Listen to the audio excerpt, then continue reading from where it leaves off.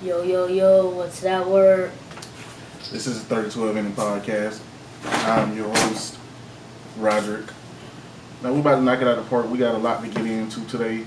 So, in saying that, we can go over some NFL draft, not NFL draft, but NFL Week 7 picks, college football Week 7 picks. Talk a little bit about the NBA and everything that's been going on with the preseason, and especially about this Russell Westbrook saga. In saying that, we off the phone today again. So without further ado, let's get right into it. So first, we got a nice matchup between Minnesota and Illinois. This is one of the sneaky better games of the weekend. Minnesota has one of the highest ranked offenses in the FBS this entire year, whether from running back, all skill positions, quarterback. They have an elite offense. Illinois has had a bounce back season. I think they beat Iowa last week. They're doing really well. So, and they're ranked. Illinois is ranked. The world of college football, Illinois is ranked. But I'm going to have to go with Minnesota in this one. I think Illinois' ranking is short-lived. I think Minnesota's just been too explosive and consistent on offense this year, and I think they're going to pull out a W in a noon time slot. We got Iowa State at Texas. I watched the game between Texas and Alabama, and I said, just like a lot of people, including I bet a lot of Texas fans, if Quinn Ewers would have played that whole game, they would have beat Alabama. I don't think they would have lost this year if he would have been healthy the entire year. And that's saying something. I think Texas has a lot of talent on both sides of the ball. They're really young. Quinn is going to be back next year. And I know they say this a lot, man, but I think Texas is back this time. And I got them beating Iowa State this week in a conference clash. We got Auburn and Ole Miss. This should be a nice game, but I think Ole Miss is too explosive offensively, and their tests are going to come later this year. Auburn, still a lot of uncertainty about the long-term security of that staff and the direction of the program in general. So I'm going to say that Ole Miss comes out with the victory in this one. Number 19, Kansas at Oklahoma. This should be another sneaky good game. Kansas has played well on both sides of the ball this year. Oklahoma, we know they've struggled to stop anybody, even with a defensive-minded head coach.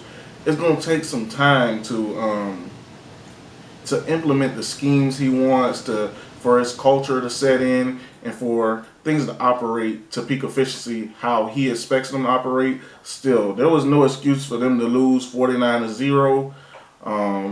That's tough in a rivalry game. But if it's going to happen to Oklahoma fans, it's going to happen in year one. You know, I hear small whispers about people maybe wanting him out of there. Obviously, I don't agree with that point. He has a great defensive mind, and he's recruiting at a high level, especially picking up a lot of commitments and talent from Florida. So it's going to take time. I know Oklahoma fans don't like to hear that with all of the playoff invites they've had and the success they had in the playoff and their dominance in the Big 12 conference. But it's going to take time, and I know it's tough seeing Lincoln Riley dominating off the rip. So without further ado, I want to pick Kansas so bad in this game. You know what? I'm going to pick Kansas. I'm going to pick Kansas to win this game. It's been a long time since I could say that. I don't know if I ever thought I would be able to say that again, but I'm going to pick Kansas to beat Oklahoma. Penn State at Michigan. By the way, Oklahoma fans, don't revolt. If they lose this game, don't revolt. I know the heat is going to be crazy. Don't revolt. But if you do, revolt in the comment section. Again, y'all like, comment, subscribe. 3012 Inning Podcast. Y'all visit hattiescollectionllc. We got some new fall things coming out for you guys. And, follow us on all socials, 3012 Innings. Next, we got Penn State and Michigan. This should be the best game of the afternoon, in my opinion. Penn State at Michigan. They always play each other tough. Two great defenses going at it. I think there's going to be a lot of NFL scouts at this game, especially to see prospects that include Joey Porter and Blake Corum. This is a really tough game to pick. I feel like Penn State should win this game if they're able to not have back-breaking turnovers. I believe in James Franklin. I believe in the consistency they had in their staff. And I'm going to pick Penn State in the upset. Oklahoma State at TCU. This should be another good game. This is a really tough game to pick. Oklahoma State, historically they've been known for offense. Lately they've been known for their defense. I think this year they're good on both sides of the ball. TCU, they've been a really competitive team, dominating Oklahoma. Finally giving the Jayhawks their first loss of the year last week. I think TCU is going to keep the train rolling this week. Next, we have NC State at Syracuse. NC State broke my heart last week. I'm a Florida State fan. And it's going to be, in my opinion, well, it should be in everybody's opinion, Devin Leary is one of the best quarterbacks in the country. If he's out, which I expect him to be, I think it's going to be hard for them to move the ball. Obviously, their defense is excellent. Now, I expect them to step up in his wake. I think Syracuse is going to win this game. I got Syracuse winning this game.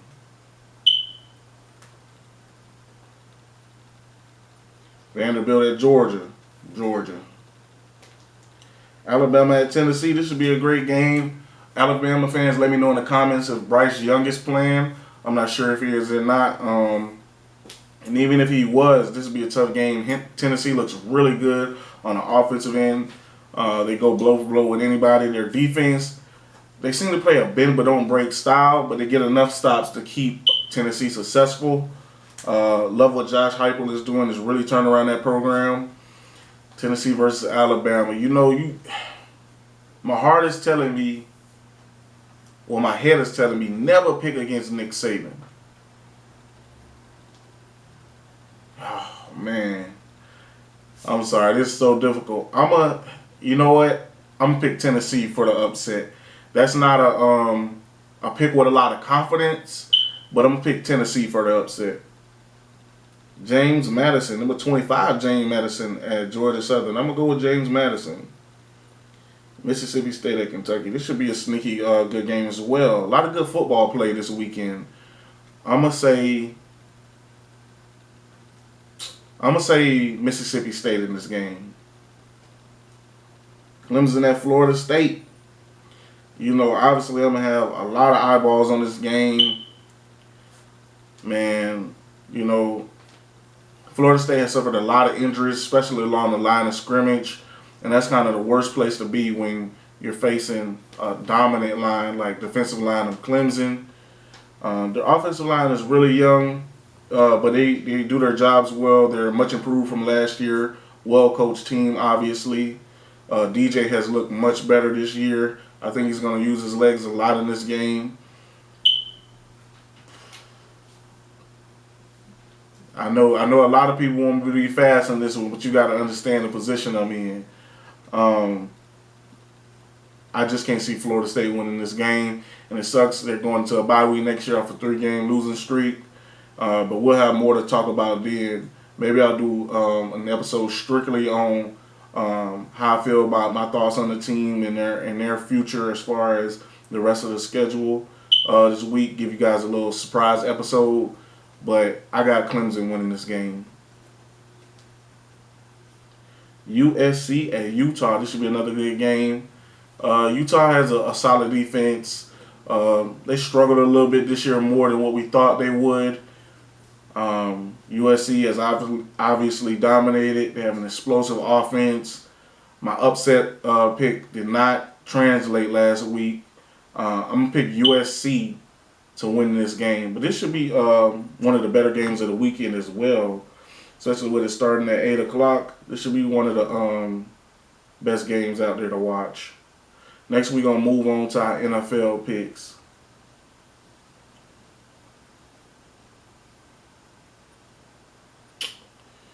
Give me 1 second. So we got the Ravens at Giants. Giants have snuck up on some people. I know they upset Aaron Rodgers them last week in London. But again, I'm on the Lamar Jackson bandwagon. I'm not coming off. I'm going to pick the Ravens to win this game, especially as their team gets more healthy and better aligned with what they're trying to do. I think the Ravens are going to pull out this win. But I wouldn't be surprised if the Giants win, but I'm going to pick the Ravens. We got the Jags at Colts. You know, Jags, being a neighbor of the city, man, it's an up and down affair, man. Last week, we expected them to roll over the Texans after what they did to the Chargers. They go out and lay an egg, lose to the Texans. Now they're playing the Colts. The Colts have been playing better lately, but I ain't going against the Jaguars this week. I think the Jaguars are going to pull out this win, get it back on track. Patriots and Browns. Patriots really surprised me last week in the win over the Lions. And I was talking big stuff too. Y'all can go back and check out episode 12. And, get in the comment section and let me know, how you felt about the things I was saying. But they're playing the Browns this week. Jacoby Brissett, he's been solid. Obviously, they have a strong ground game. One of, if not the best offensive lines in the NFL. Sorry, y'all, that's my cat right there. I'm gonna pick the Browns in this game. And we got the Bengals at Saints. I think the Bengals are finally getting it back on track. Saints, they're still a walking injury bug. A lot of stuff there. I'm gonna go with the Bengals in this game. Buccaneers at Steelers. Now, the Steelers are my girl's team. She a diehard Steelers fan, but I ain't going against the GOAT. I'm not going against the GOAT. I'm sorry, I just can't. I'm gonna pick the Bucs to beat the Steelers this week, get back on track. 49ers at Falcons. I want to say this is a good game because the Falcons have really impressed me this year. They obviously still have a lot of things to figure out. They got hosed last year by that penalty call, the roughing the passer on Tom Brady, the GOAT man. But I think the 49ers defense is just too tough.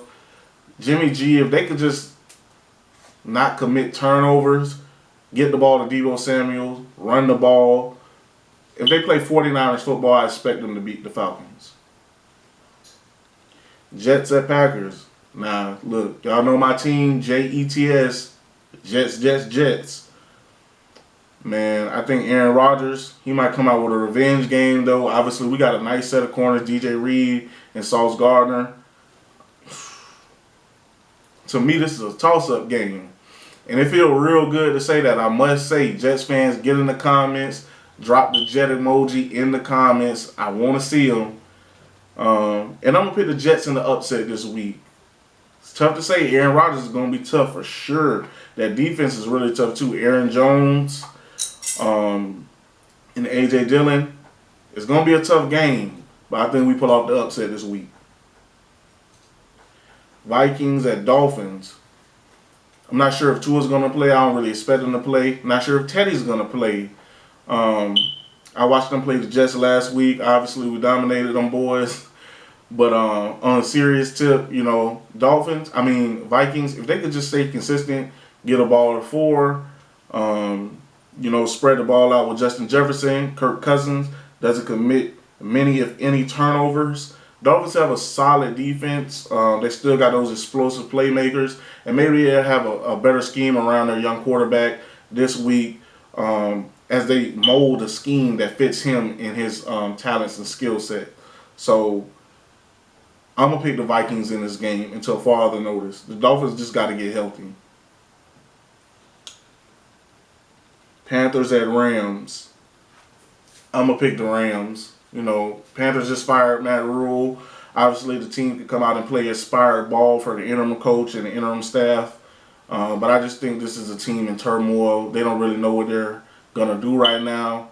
And I just don't think, even though the Rams have been on their own sort of spiral and, with the news with Cam Akers coming out today, he's taking time away. Hope everything is all right with you, Cam. But I think the LA is going to bounce back in this game. Darrell Henderson is going to have a nice game, in my opinion. I'm going to pick the Rams in this game. Cardinals at Seahawks. Geno has played solid this year. Solid. Not spectacular. Not dreadful. He's played solid this year.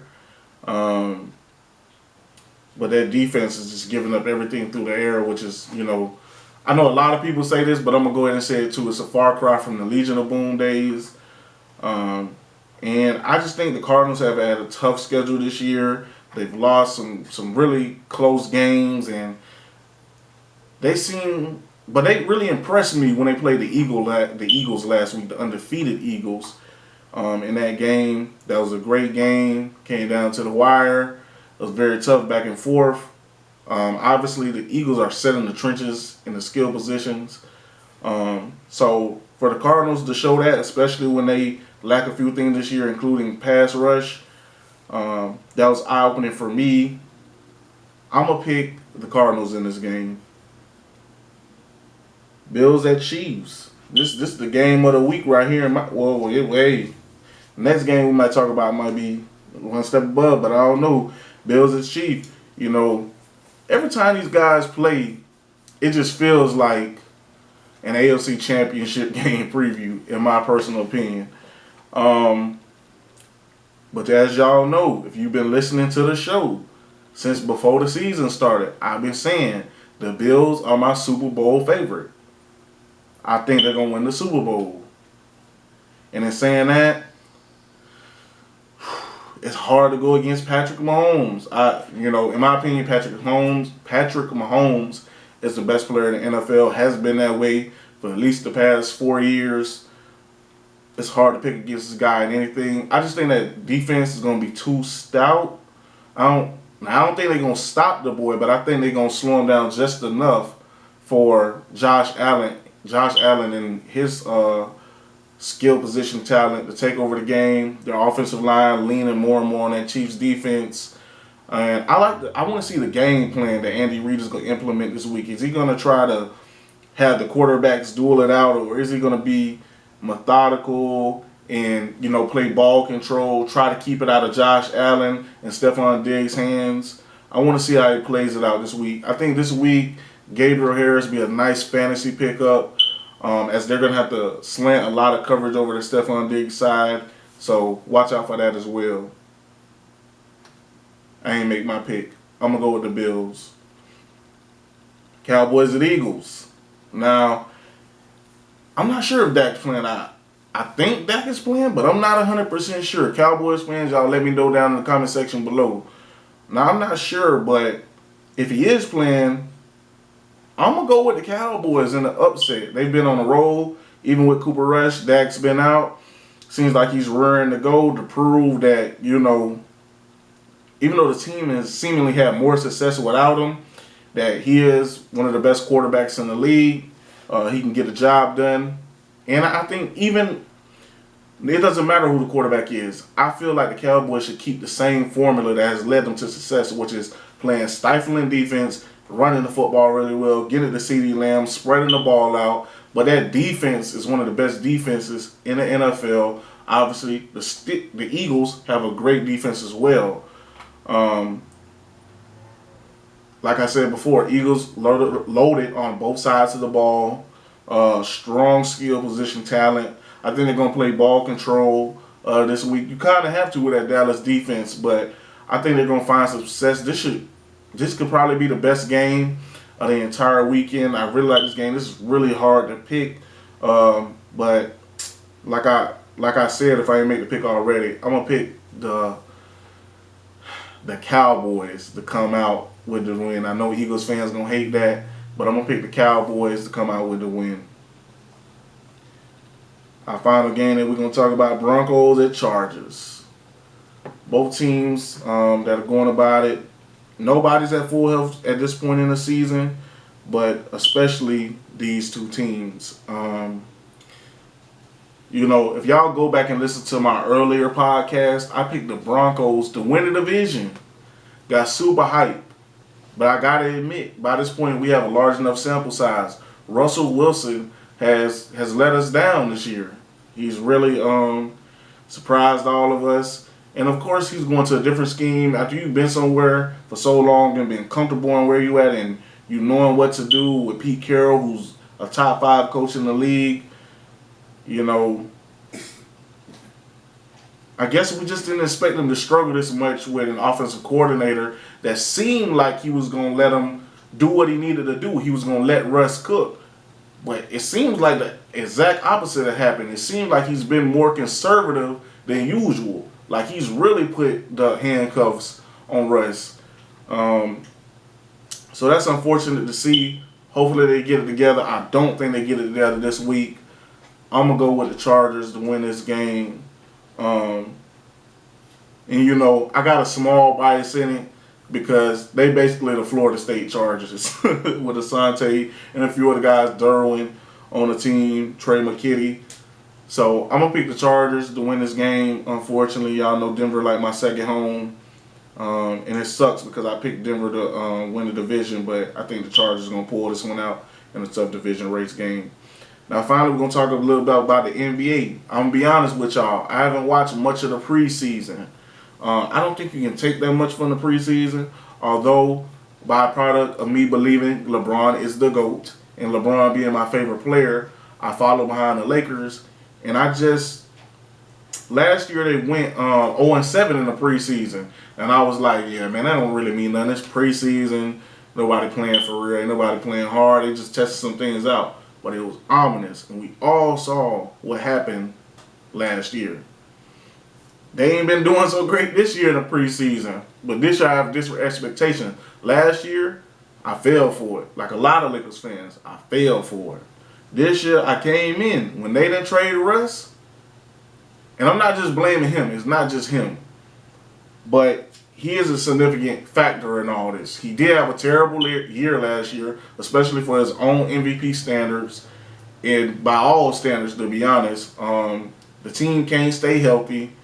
We had a lot of older players. We all know we ain't got to rehash it. But this year, they got younger, more athletic, new coach. They look better, but they still don't look like they're a team to challenge the top teams in the conference this year, unfortunately. So, and they didn't make the Russell Westbrook trade. I said before his exit interview, this guy can't be on the team next year.